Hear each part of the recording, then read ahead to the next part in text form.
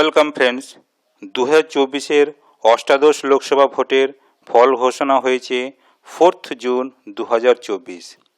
এই ফলাফলের ভিত্তিতে কোন লোকসভা কেন্দ্রে কোন দল কোটি করে বিধানসভা কেন্দ্র জয়লাভ করলো একটু দেখে নেব।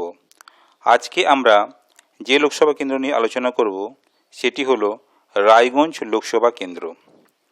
এই লোকসভা কেন্দ্রে জয়লাভ করেছে বিজেপি প্রার্থী কার্তিক চন্দ্র পল, তার নিকটতম প্রতিদ্বন্দ্বী টিএমসি প্রার্থী কল্যাণী কৃষ্ণ।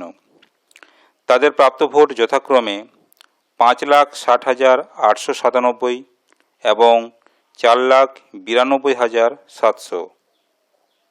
জয়ের ব্যবধান 68,197। এই রায়গঞ্জ লোকসভা কেন্দ্রের 7টি বিধানসভা কেন্দ্রের মধ্যে বিজেপি জয়লাভ করেছে 4টি বিধানসভা কেন্দ্র এবং টিএমসি জয়লাভ করেছে 3টি বিধানসভা কেন্দ্র।